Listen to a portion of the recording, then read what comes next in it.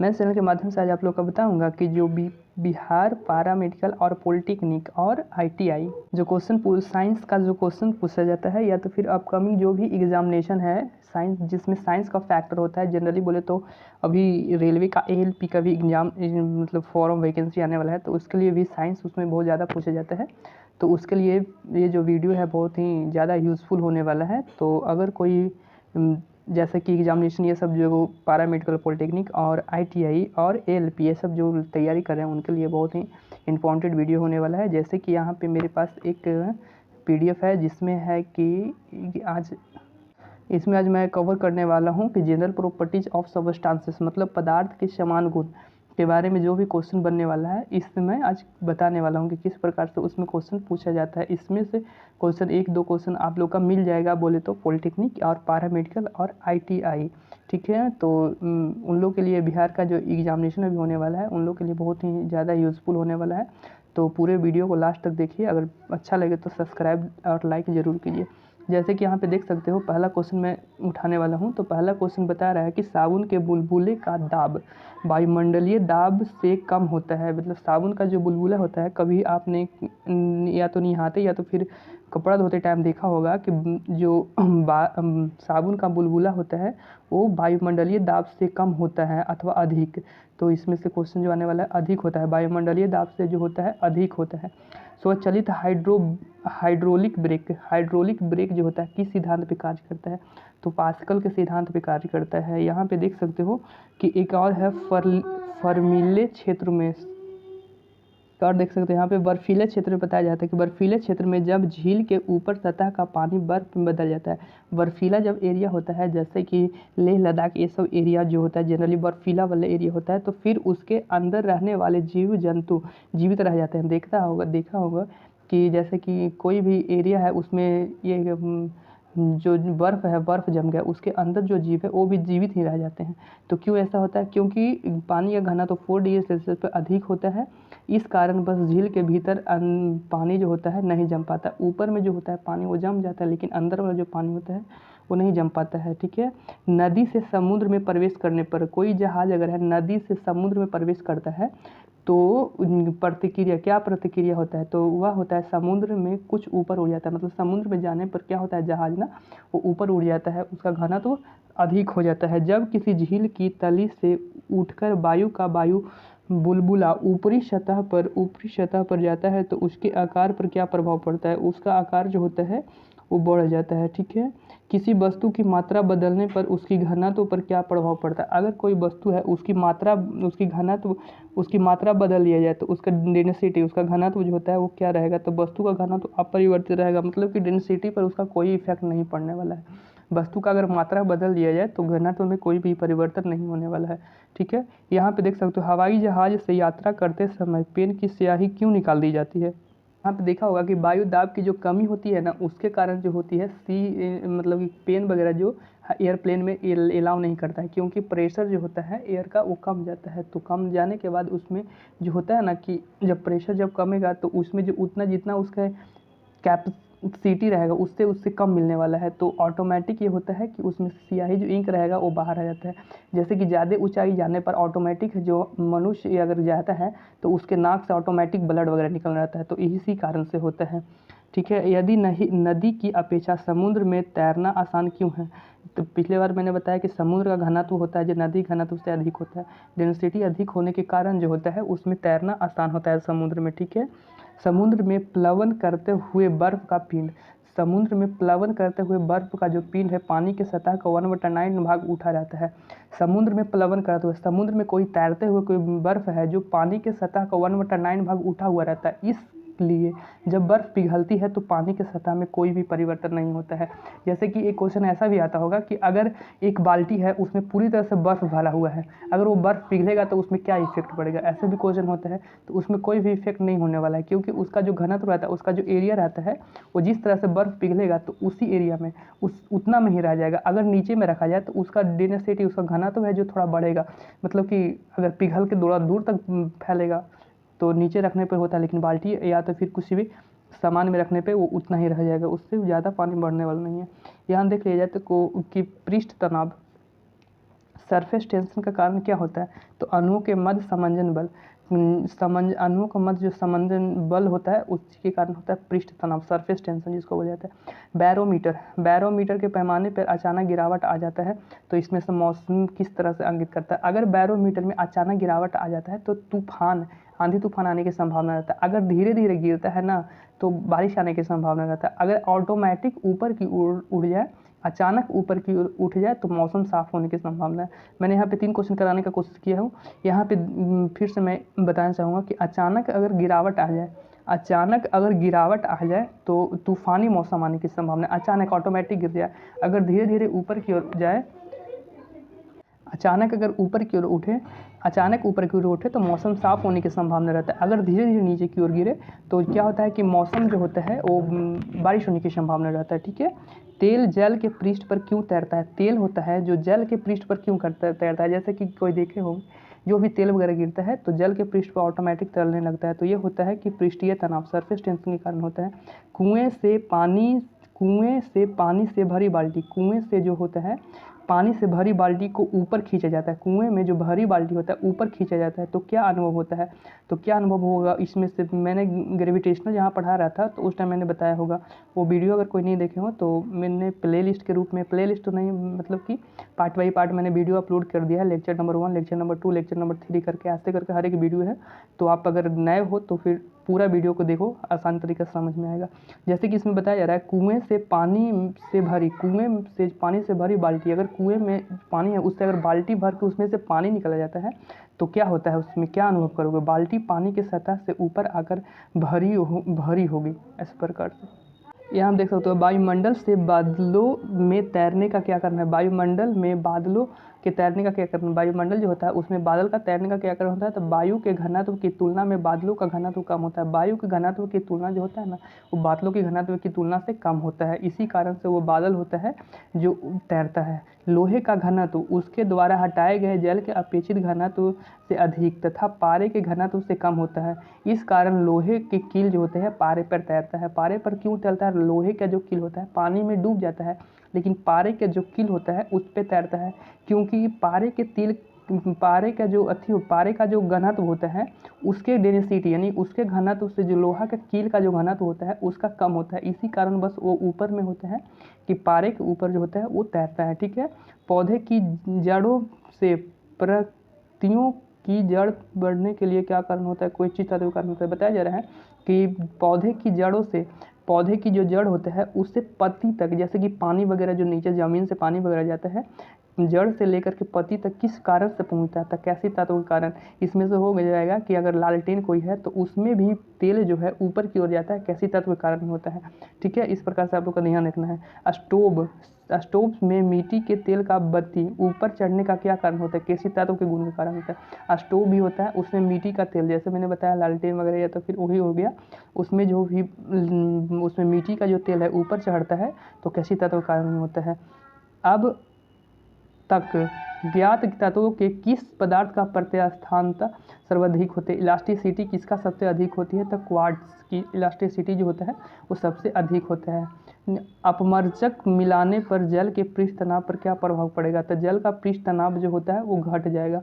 अगर किसी भी जैसे कि जल है उसमें से अगर हम किसी भी जैसे कि कोई अनवांटेड चीज़ उसमें मिला दें तो उसका जो सरफेस टेंशन है वो कम जाने की संभावना कम जाता है। फाउंडेशन पेन किस सिद्धांत पर कार्य करता है? तो फाउंडेशन जो पेन होता है वो किसी तत्व के सिद्धांत पर कार्य करता है। ठीक है। समुद्र तल पर एक वायुमंडलीय दाब का मान किसके बराबर होता है? समुद्र तल पर एक वायुमंडलीय जो दाब होता है वो 1.013 × 10⁵ पास्कल के बराबर होता है।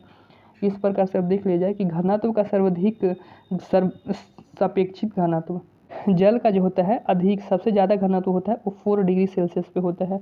जल से भरी बाल्टी को हिलाकर, अगर जल से कोई भरी बाल्टी है उसको हिला देने पर कुछ समय पश्चात जल अपने आप क्यों स्थिर हो जाती है? बताया जा रहा है कि जिस टाइम अगर जल को हिलाया जाता है, बाल्टी में जो जल होता है उसको अगर हिला दिया जाता है तो उस टाइम तो पूरी तरह से मतलब कि उस जल में हलचल हो जाता है एक तरह से बोले तो।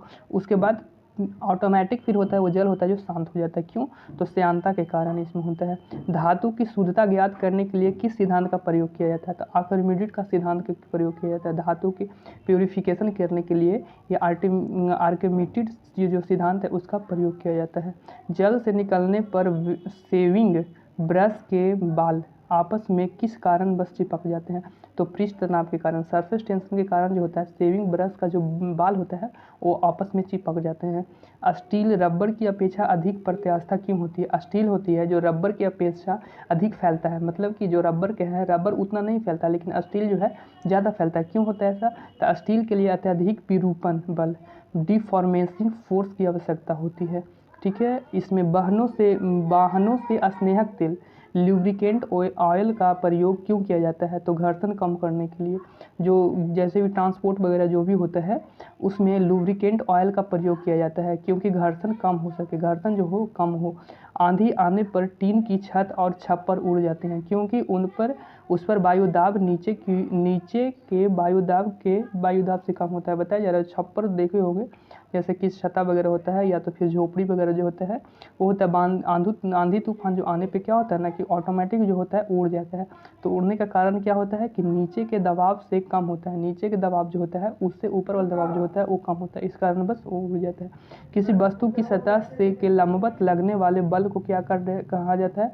तो परनोदक कहा जाता है। किसी वस्तु की सतह के लंबवत, कोई जो वस्तु है उसके सतह के लंबवत लगने वाला बल को परनोदक के रूप में कार्य करता है। अब देख लिया जाए कि नीचे में एक और है जो जल की श्यानता गुण से अधिक होने के कारण जल की तुलना में वायु की गति करना सरल होता है। बताया जा रहा है कि जल की श्यानता वायु से अधिक होने पर, जल की जो श्यानता है वायु से अधिक होने के कारण जल की तुलना में वायु की गति करना सरल हो जाता है।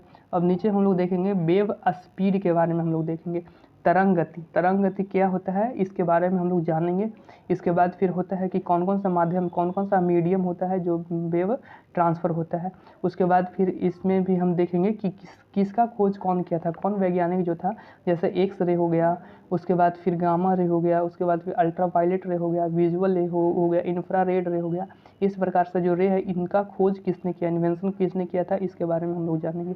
जो भी लोग अभी फ़िलहाल में एग्जामिनेशन की तैयारी कर रहे हैं, बिहार पॉलिटेक्निक, ITI और बिहार में जो भी एग्जामिनेशन है या तो फिर रेलवे में जो भी एग्जामिनेशन है, ऑल कॉम्पिटिटिव एग्जामिनेशन की तैयारी कर रहे हैं उनके लिए बहुत ही यूजफुल होने वाला है।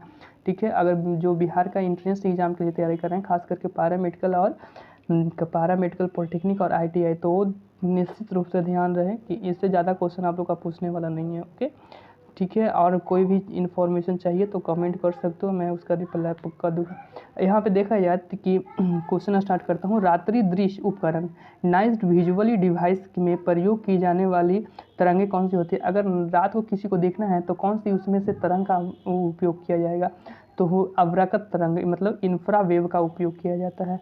इसमें दृश्य विजुअल लाइट का तरंग मतलब कि विजुअल लाइट जो होता है उसका वेवलेंथ कितना होगा? जैसे कि हम किसी वस्तु को देखते हैं तो प्रकाश की उपस्थिति में देखते हैं ना, किसी वस्तु को हम देख पाते हैं तो वही होता है विजुअल लाइट। जो हम जैसे बल्ब वगैरह हो गया तो ये विजुअल लाइट का तरंग इसका वेवलेंथ जो होता है कितना से कितना के बीच में होता है? तो 390 से 750 नैनोमीटर के बराबर होता है। ठीक है, आंत से संबंधित रोग को निवारण के लिए कौन सा किरण का प्रयोग किया जाता है? जो आंत होता है हमारे पेट में उससे संबंधित निदान के लिए, उससे निदान करने के लिए मतलब उसे खत्म करने के लिए कौन सा किरण का प्रयोग किया जाता है? तो एक्स रे का प्रयोग किया जाता है। ठीक है, कीड़ों तथा दक्षी पहुंचने वाले जीवों को घरों से दूर भगाने के लिए किस तरह का उपयोग किया जाता है? तो अल्ट्रासोनिक वेव का। कीड़ा तथा दक्षी मतलब कि जो कीड़ा वगैरह होता है या तो फिर बैक्टीरिया वायरस का उपयोग भी किया जाता है इसको मारने के लिए। अल्ट्रावायलेट रे जो होता है, अल्ट्रासोनिक वेव जो होता है इसका उपयोग किया जाता है उसे भगाने या उसको मारने के लिए भी। समीप आती हुई रेलगाड़ी की सीटी की आवृत्ति या दिशा बढ़ जाती है, ऐसा किस कारणवश होती है? तो बताया जाता है कि अगर नज़दीक कोई रेलगाड़ी या तो फिर किसी का सीटी वगैरह आता है जैसे बस वगैरह का आता है नज़दीक में आता है तो उसका जो है हॉर्न का जो भी उसमें हॉर्न रहता है उसका जो प्रभाव है वो बढ़ जाता है। तो डाल्टन प्रभाव के कारण ये सब होता है। क्रिस्टल की संरचना ज्ञात करने के लिए किन किरणों का प्रयोग किया जाता है? जो क्रिस्टल होता है उसकी संरचना प्राप्त करने के लिए जो होता है वो एक्स किरण का प्रयोग किया जाता है। एक्स किरण का प्रयोग जो होता है वो क्रिस्टल की संरचना प्राप्त करने के लिए किया जाता है। ओके, अब हम लोग देखेंगे कि इसमें विद्युत चुंबकीय तरंग तथा उसके खोजकर्ता तथा उसके वेवलेंथ तथा उसके फ्रीक्वेंसी, जो अगर पैरामेडिकल वाले लड़कन होंगे वो 12th में ये सब पढ़ने के लिए मिला होगा, किस किरण का वेवलेंथ जो कितना हो, तरंगदैर्घ्य कितना होगा, किसका इन्वेंशन कौन किया, मतलब खोज वगैरह किसने किया, उसका उपयोग किस में किया जाता है, ये सब पढ़ने के लिए मिला होगा, ठीक है, 12th में। जैसे कि हम देख सकते हैं यहाँ गामा किरणें की खोज कौन किया था, तो हेनरी बैककुलर ने किया था। हेनरी बैककुलर जो है वैज्ञानिक, उन्होंने गामा किरणों की खोज किया था। इसका वेवलेंथ हम लोग देख लें तो 10⁻14 मीटर से लेकर 10⁻10 मीटर के बीच में होता है। इसका वेवलेंथ मतलब तरंगदैर्घ्य होता है गामा किरणें का, ध्यान रहे। इसका फ्रीक्वेंसी रेंज जो होता है, आवृत्तीय प्रास बोला जाए तो 10⁻20 से लेकर 10⁻18 के बीच में होता है। और इसका उपयोग किस में किया जाता है, गामा किरण का उपयोग, गामा रे का उपयोग किस में किया जाता है, तो नाभिक अभिक्रिया तथा कृत्रिम रेडियो सक्रियता में किया जाता है। रेडियो सक्रियता में किया जाता है तथा कृत्रिम रेडियो सक्रियता में, तथा नाभिकीय अभिक्रिया, न्यूक्लियस रिएक्शन जो होता है, और आर्टिफिशियल रेडियो एक्टिविटी जो होता है उसमें इसका उपयोग किया जाता है गामा किरण का। एक्स किरण का खोज किसने किया था, W.C. रॉन्जट ने किया था एक्स किरण की खोज। इसका जो वेवलेंथ देख लिए हैं तो वेवलेंथ 10⁻10 मीटर टू 10⁻8 मीटर के बराबर होता है। इसका फ्रीक्वेंसी रेंज देख लें तो 10⁻18 से लेकर के 10⁻16 के बीच में होता है। इसका फ्रीक्वेंसी रेंज होता है, एक्स रे का जो फ्रीक्वेंसी रेंज होता है वो 18 से लेकर के 10⁻16 तक, यानी कि 18 से लेकर के 16 के बीच में होता है। तो एक्स रे का उपयोग किया जाता है तो चिकित्सक एवं औद्योगिक क्षेत्र में किया जाता है। मैंने अभी बताया कि जो आंत रोग का निदान करने के लिए, आंत में कुछ इन्फेक्शन वगैरह हो जाता है तो उसको निदान करने के लिए ही एक्स रे का उपयोग किया जाता है, ठीक है। परावैज्ञानिक किरण जो होता है, परावैज्ञानिक किरण का खोज किसने किया था, तो जोहान रीटर नामक एक वैज्ञानिक थे, उन्होंने परावैज्ञानिक किरण की खोज किया था, अल्ट्रा वायलेट रे का खोज किया था। ओके, यहाँ पे देख सकते हो कि परावैज्ञानिक किरण जो होता है उसका खोज जोहान रीटर ने किया था। जोहान रीटर नामक एक वैज्ञानिक थे इनका खोज परावैज्ञानिक किरण की खोज इन्होंने किया था, तथा इसका वेवलेंथ जो हो जाए वो 10⁻8 से लेकर के 10⁻6 मीटर तक का होता है। इसका आवृत्ति जो होता है 10⁻16 से लेकर 10⁻14 के बीच में होता है, ठीक है। सिंकाई करने में प्रकाश वैद्युत प्रभाव में इसका उपयोग किया जाता है, अल्ट्रा वायलेट रे का उत्पन्न किया जाता है, एवं जीवाणुओं को नष्ट करने में भी अल्ट्रा वायलेट रे मतलब परावैज्ञानिक किरण का उपयोग जो होता है इसीलिए किया जाता है, ठीक है। इसमें से देख लिया जाए तो जितना भी एग्जामिनेशन लगभग है उसमें से ये तो आप लोग के लिए बहुत ही इंपॉर्टेंट होने वाला है कि इसका इन्वेंशन कौन किया था, इसका उपयोग किया किस क्षेत्र में इसका उपयोग किया जाता है। ये जो दोनों है ये आप लोग के लिए बहुत ही इंपॉर्टेंट होने वाला है। ये वेवलेंथ और फ्रीक्वेंसी जो है ये बहुत ही कम पूछा जाता है, ठीक है। तो आप लोग के लिए ये जरूर बेटर रहेगा कि कौन सा किरण जो है उसका कौन सा इन्वेंशन कौन खोज किया था। यहाँ पे देख लिया जाता है दृश्य किरण मतलब विजुअल रेडिएशन का खोज कौन किया था, तो इसका खोज जो है न्यूटन ने किया था। इसका जो फ्रीक्वेंसी होता है वो 3 × 9 के पावर 7 मीटर से होता है, 7 × 8 × 10 के पावर -7 मीटर के बीच में होता है। इसका उपस्थिति में हम किसी वस्तु को देख सकते हैं। मैंने पहले ही बताया था कि किसी वस्तु के उपस्थिति में विजुअल लाइट का उपयोग हम किसी वस्तु को देखने के लिए किया जाता है, दृश्य किरण का उपयोग, ठीक है। अवरागत किरण हो गया, तो अवरागत किरण का खोज विलियम हार्वे ने किया था। विलियम हार्वे नामक जो वैज्ञानिक हैं उन्होंने अवरागत किरण की खोज किया था। इसका जो हम रेंज देख लें, फ्रीक्वेंसी देख लें, वेवलेंथ देख लें, तो वेवलेंथ जो होता है 7 × 8 गुने 10 के पावर -7 से लेकर के 10 के पावर -3 मीटर के बीच में होता है। इसका रेंज देख लें तो 10 के पावर 12 से 10 के पावर 10 के बीच में होता है, ठीक है। फोटोग्राफी में इसका जो उपयोग है इंफ्रा रेडिएशन का उपयोग जो है वो फोटोग्राफी में भी किया जाता है। किसका उपयोग किया जाता है, इंफ्रा रे का मतलब अवरागत किरण का उपयोग जो है फोटोग्राफी में किया जाता है, सिंचाई एवं टीवी में भी किया जाता है, रिमोट कंट्रोल में भी इसका उपयोग किया जाता है, ठीक है। रिमोट में भी माइक्रोवेव का उपयोग किया जाता है, ठीक है। माइक्रोवेव का भी उपयोग रिमोट कंट्रोल में किया जाता है। इसके बाद फिर देख ले लघु तरंग शॉर्ट वेव, यहाँ पे देख लें तो लघु तरंग शॉर्ट वेव का उपयोग जो है हेनरी हर्जेट ने किया था। हेनरिक हर्जेट जो है उन्होंने लघु तरंग शॉर्ट वेव का इन्वेंशन किया था। इसका जो वेवलेंथ देख लें तो 10⁻³ से लेकर के 10⁻⁻1 मीटर के बीच में होता है। इसका रेंज की बात कर लें तो रेंज हम लोग का इसका होने वाला है 10⁻10 से लेकर के 10⁻8 के बीच में होता है। इसका लघु तरंग शॉर्ट वेव का उपयोग जो किया जाता है वो रेडियो, टेलीविजन, रडार एवं टेलीफोन में भी इसका उपयोग किया जाता है। शॉर्ट वेव का उपयोग, शॉर्ट वेव का खोज किसने किया था? हेनरी हर्ट्ज ने किया था। इसका उपयोग किसमें किया जाता है? रेडियो, टेलीविजन, रडार एवं टेलीफोन में किया जाता है। दीर्घ तरंग का खोज, लॉन्ग रेडियो वेव का जो खोज है मार्कोनिक ने किया था। मार्कोनिक ने दीर्घ रेडियो तरंग का खोज किया था। ठीक है, मार्कोनिक ने किया था। इसका रेंज देख लें तो 10⁻6 से लेकर 10⁻4 के बीच में होता है। इसका वेवलेंथ देख लें तो इसका वेवलेंथ जो होता है वो 1 मीटर से लेकर 10⁻4 मीटर के बीच में होता है। ठीक है, इसका उपयोग देख लें तो टेलीविजन एवं रेडियो एवं टेलीविजन प्रसारण में इसका उपयोग किया जाता है। मतलब लॉन्ग वेव का उपयोग है मार्कोनिक ने किया था। दीर्घ तरंग की खोज मार्कोनिक नामक वैज्ञानिक ने किए थे। ठीक है, इनका जो उपयोग किया जाता है रेडियो एवं टेलीविजन के प्रसारण के लिए, रेडियो और टेलीविजन के जो प्रसारण किया जाता है उसका दीर्घ तरंग का उपयोग उसमें किया जाता है। यहाँ देख ले तो दीर्घ रेडियो तरंग वायुमंडल के किस परत में अपवर्तित होती है? रेडियो तरंग का उपयोग जो होता है टेलीविजन के प्रसारण में, रेडियो और टेलीविजन के प्रसारण में उपयोग किया जाता है दीर्घ तरंग का उपयोग। तो ये जो होता है परिवर्तन किस मीडियम से होता है? किस आयन मंडल से होता है? तो इसका परिवर्तन जो होता है वो आयन मंडल से इसे परिवर्तित हो जाती है। ठीक है, इसके बाद बोला जाता है कि एक देख लें तो कोबाल्ट 16 समान विकिरण चिकित्सा की क्यों प्रयुक्त गामा किरणें के उत्सर्जन के लिए किया जाता है? बताया जाता है कि कोबाल्ट 16 का उपयोग जो होता है वो गामा किरण के उत्सर्जन के लिए किया जाता है। ठीक है, उसके बाद हम लोग ऊपर में देखेंगे तो यहाँ पे देख लें तो अनुप्रस्थ तरंग एवं अनुप्रस्थ तरंग के उदाहरण एवं तरंगदैर्घ्य के उदाहरण, इसमें से कौन सा तरंग जो होता है? जैसे कि प्रकाश कौन सा तरंग है? तो प्रकाश जो होता है वो अनुप्रस्थ तरंग होता है। जैसे में कि क्वेश्चन में आ जाएगा कि कौन सा अनुप्रस्थ तरंग क्या होता है, अनुप्रस्थ तरंग कौन सा है? 4 ऑप्शन रहेगा, उसमें से आप लोग का दे दिया जाएगा।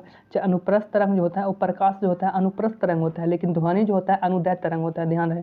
उसके बाद फिर भूकंपीय तरंग जो होता है एस तरंग, भूकंपीय तरंग जो एस तरंग होता है वो अनुप्रस्थ तरंग होता है, लेकिन भूकंपीय तरंग जो पी तरंग होता है, प्राइमरी तरंग इसको बोलते हैं, पी माने प्राइमरी होता है, तो ये जो होता है भूकंप वाला वो होता है अनुदैर्घ्य तरंग होता है। ठीक है, डोरी युक्त यंत्रों में उत्पन्न तरंग होता है। डोरी युक्त जो तरंग होता है उसमें से कौन सा उत्पन्न तरंग होता है? जैसे कि सितार, गिटार, बीना, ये सब में डोरी लगा हुआ रहता है, मतलब मेढ़ा हुआ रहता है, तो इसमें से कौन सी तरंग उत्पन्न होती है? तो अनुप्रस्थ तरंग जो होता है इसमें से उत्पन्न होता है। सर्पिलाकार स्प्रिंग मतलब कि जो स्प्रिंग होता है, मुड़ा हुआ जो स्प्रिंग होता है सर्पिलाकार होता है, उसमें से अनुदैर्घ्य तरंग उत्पन्न होता है। ठीक है, स्थिर जल में पत्थर फेंकने पर, स्थिर जो जल है जैसे कि कभी तालाब वगैरह में पत्थर फेंक दिए जाते हैं तो उसमें से अनुदैर्घ्य तरंग जो उत्पन्न होती है, अनुप्रस्थ तरंग उत्पन्न होती है। अल्ट्रासाउंड तरंग जो होता है वो अनुदैर्घ्य तरंग के उदाहरण होता है। ठीक है, इस प्रकार से आप देख सकते हो। एक रडार शत्रु के वायु की उपस्थिति का पता लगाने के लिए कौन सी किरण का उपयोग किया जाता है? तो रेडियो तरंग का उपयोग किया जाता है रडार में शत्रु के वायुयान की उपस्थिति का पता लगाने के लिए। वायुयान की जो उपस्थिति होती है उसका पता लगाने के लिए रेडियो तरंग का उपयोग किया जाता है। रडार जो होता है उसमें भी रेडियो तरंग का उपयोग किया जाता है, जो कि छुपी हुई कोई भी दुश्मन वगैरह है उसको पता करने के लिए। परावैंगिक किरणें, एक्स किरणें, सूक्ष्म किरणें तथा गामा किरणें की तरंगदैर्घ्य का आरोही क्रम में सजाएं। इसमें से सबसे जो हाई लेवल का होता है वो सूक्ष्म तरंग होता है, उसके बाद फिर परावैंगिक किरण होता है, उसके बाद फिर एक्स रे होता है, उसके बाद फिर गामा रे होता है। इसमें से बताया जाता है वेवलेंथ के अनुसार सजाना है। मैंने वेवलेंथ आप लोग को पिछले बार में बताया था, नीचे की ओर बताया था, तो इसमें से बताया जाता है सबसे ज़्यादा वेवलेंथ किसका होता है? तो सबसे ज़्यादा वेवलेंथ होता है वो सूक्ष्म तरंग का होता है, उसके बाद फिर परावैंगिक किरण का होता है, उसके बाद फिर एक्स रे का होता है, उसके बाद फिर गामा रे का होता है। इसके अनुसार से सबसे कम जो होता है वो गामा रे का होता है, क्योंकि यहाँ देखे होंगे कि गामा रे का जो है वो माइनस में है, जिसका जितना माइनस में रहता है उसका उतना कम होता है। ठीक है, इन लोग का जो माइनस है वो घटते की ओर है, तो इन लोग का कम होगा। इस प्रकार से आप देख सकते हो। उसके बाद फिर नीचे की ओर आएंगे तो बंद चूल्हे ओवर को किस प्रकार से किया जाता है? तो सूक्ष्म तरंग के लिए। सुदूर संवेग युक्त नियंत्रण, रिमोट कंट्रोल डिवाइस में किसका उपयोग किया जाता है? तो अवरागत किरण का मैंने बताया था ऊपर में, अवरागत किरण का उपयोग किया जाता है सूक्ष्म मतलब कि रिमोट कंट्रोल के लिए। दो उत्तलोत्तल श्रिंक एवं दो उत्तलोत्तल गर्त के बीच के दूरी को वेवलेंथ कहा जाता है। ये आप लोग को पढ़ने के लिए होगा। यहाँ पर नीचे की ओर देख लें तो डूबी हुई वस्तु का पता लगाने के लिए किस वस्तु का उपयोग किया जाता है? तो सोनार जो होता है उसका उपयोग किया जाता है। किसी भी वस्तु जो डूब जाता है उसको पता लगाने के लिए सोनार का हम लोग प्रयोग करते हैं। ठीक है, इस प्रकार से आप देख सकते हो कि अगर बिहार पॉलिटेक्निक, ITI, पैरामेडिकल और बिहार का जो भी एग्जाम है उन लोग के लिए सफिशिएंट होने वाला है। ठीक है, तो आप लोग आसान तरीका से इसे पढ़ सकते हो, कोई दिक्कत होने वाला नहीं है। 20 मिनट का वीडियो रहता है, 25 मिनट मुश्किल से होते हैं, तो ये आराम से आप लोग किसी भी टाइम में देख सकते हो। ठीक है, थैंक यू सो मच। मेरा वीडियो अच्छा लगे तो लाइक सब्सक्राइब